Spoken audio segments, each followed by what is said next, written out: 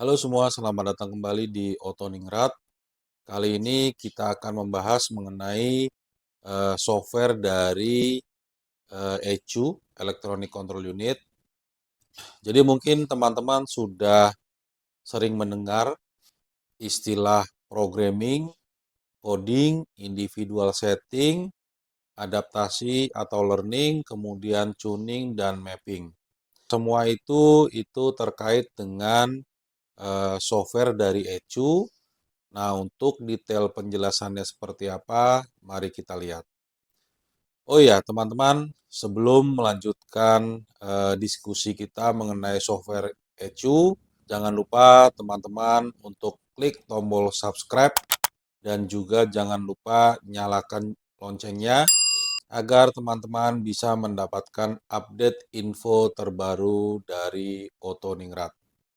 Untuk ECU itu terdiri dari dua perangkat. Yang pertama ada perangkat hardware. Jadi hardware itu adalah perangkat keras atau fisik dari kontrol unit itu sendiri. Kemudian yang kedua ada yang namanya software atau perangkat lunak yang merupakan program dari kontrol unit tersebut.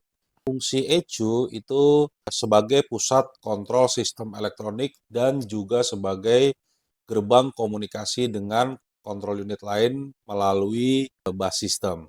ECU ini dia akan mengolah dan memproses inputan dari sensor, dari switch, generator atau tegangan, kemudian diolah. Nah, setelah diolah, diproses datanya, data tersebut akan digunakan untuk menggerakkan output. Jadi output itu bisa berupa solenoid, bisa berupa coil, motor, maupun lampu. Nah, ini penjelasan mengenai programming, coding, maupun individual setting. Kita ilustrasikan di sini ada dua rumah makan. Yang pertama ada warung pecel lele, kemudian ada rumah makan Padang. Nah, pada saat teman-teman makan di pecel lele maupun di rumah makan Padang, itu kan pada saat teman-teman baru masuk akan diberikan daftar menu. Jadi, kita biasanya lihat di daftar menu itu ada pilihan misalkan ada ayam, ayam goreng atau pecel lele gitu ya. Terus di bawahnya ada ikan, tahu, tempe, kemudian untuk sayurnya ada pilihan kangkung, toge, dan juga ada minumnya. Kemudian kalau kita ke rumah makan Padang itu kan juga ada pilihan menu, ada lauknya, kita mau pilih apa, rendang, ayam, atau ikan, telur dadar, kerupuk, dan lain-lain. Nah, satu paket menu ini kalau di control unit itu sebetulnya software. Kemudian pada saat teman-teman sudah diberikan satu paket menu atau kalau control unit itu sudah diberikan satu paket software, selanjutnya kan kita akan memilih menu yang cocok dengan kita. Contoh misalkan kita di rumah makan pecel lele, saya mau pilih apa ya, ayam atau lele atau ikan. Nah, saya pilih ayam, kemudian ditambah tahu atau tempe. Oh, saya pilih tahu. Untuk sayurnya, oh ada dua pilihan, ada kangkung, ada toge. Saya pilih kangkung, kemudian untuk minumnya saya pilih es teh manis. Nah, proses untuk memilih menu ini sebetulnya sama dengan proses coding yang ada di dalam control unit. Jadi setelah software itu diinstal di dalam control unit, setelah itu dilakukan coding untuk melakukan settingan software agar sesuai dengan spesifikasi dan opsi yang terdapat di mobilnya. Jadi sebetulnya coding itu adalah proses untuk melakukan settingan software agar sesuai dengan kondisi dan opsi kendaraannya. Kemudian ya contoh di sini di rumah makan Padang gitu ya. Jadi kita masuk ke rumah makan Padang, kemudian kita diberikan satu paket menu. Nah, itu sebetulnya sama dengan software yang ada di control unit. Setelah itu kita pilih, oh hari ini saya mau makan rendang atau ayam, saya pilih ayam aja. Kemudian eh, ada tambahan telur dadar, kemudian sayurnya misalkan saya pilih sayur daun singkong, kemudian untuk minumnya saya pilih es teh tawar. Jadi proses untuk memilih menu ini sama dengan proses coding di mana kita melakukan settingan software yang sesuai dengan kondisi aktual mobilnya atau sesuai dengan option mobilnya. Jadi warung pecel lele atau rumah makan Padang itu kita ibaratkan sebagai hardware-nya dari control unit. Kemudian satu paket menu sebelum kita pilih itu kita ibaratkan sebagai software control unitnya. Kemudian proses memilih menu kita mau pilih yang mana. Nah, itu sebetulnya sama dengan proses coding yang dilakukan di dalam control unit. Kemudian, nah ada lagi di sini contoh, saya udah pilih ayam. Nah, ayamnya itu mau digoreng kering atau digoreng biasa. Kemudian, saya udah milih kangkung nih, cuma ada pilihan yang lebih spesifik, mau pilih kangkung yang seafood atau yang biasa tanpa isian. Nah, contoh lagi yang di rumah makan Padang gitu ya. Oke, saya mau makan ayam, tetapi dari ayam itu masih ada pilihan nih. Ada ayam goreng, ada ayam bakar, atau ayam sayur. Kemudian untuk es teh tawar, oh saya nggak suka esnya banyak, jadi saya pakai es teh tawarnya, esnya sedikit aja. Nah, proses settingan ini, itu proses settingan yang lebih detail, yang disesuaikan dengan selera kita. Nah, proses settingan yang lebih detail yang sesuai dengan selera kita, ini kalau di control unit kita ibaratkan sebagai individual setting. Nah, ini adalah aktual yang ada di control unit. Kalau kita bandingkan dengan ilustrasi yang sebelumnya, jadi contoh di sini ini kan warung pecel lele gitu ya. Jadi warung pecel lele itu merupakan hardware. Nah, contohnya di sini engine control unit. Kemudian yang rumah makan tadi ini kita ibaratkan sebagai hardware dari body control modul atau body control unit.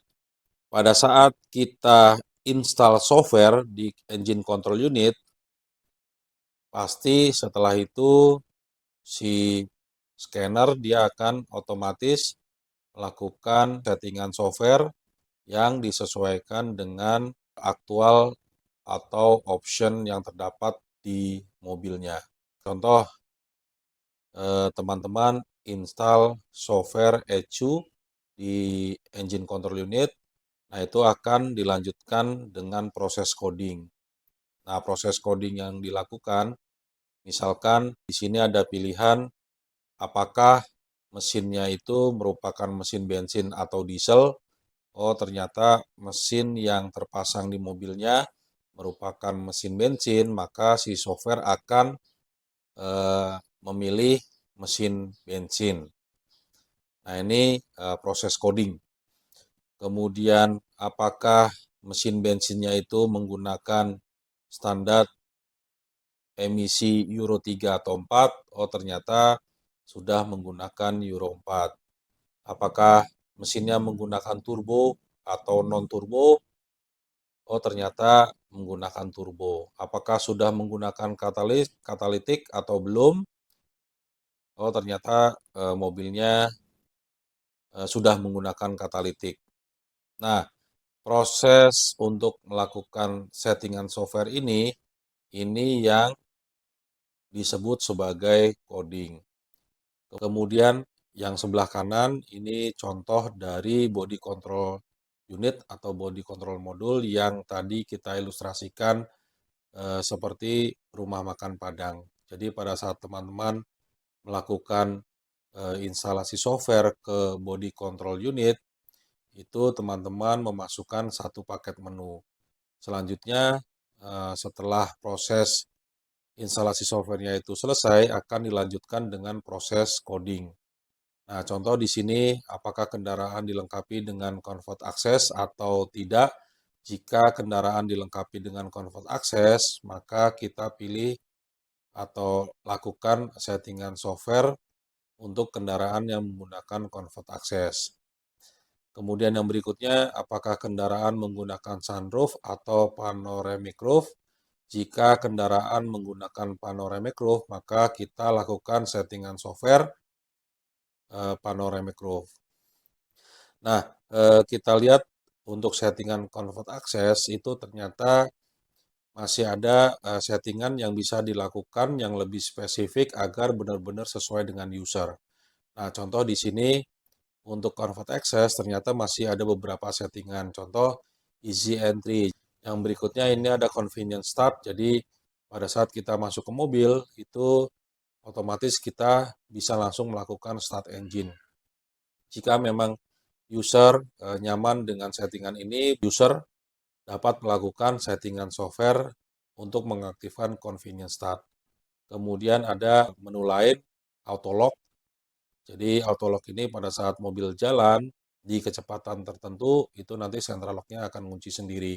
Jika memang user nyaman dengan settingan ini, maka user bisa melakukan settingan software sesuai dengan keinginan user. Nah, proses settingan yang lebih spesifik sesuai dengan keinginan user ini disebut sebagai individual setting, programming atau flashing. Nah, ini sebetulnya proses install software. Flashing itu kan sebetulnya berkedip gitu ya.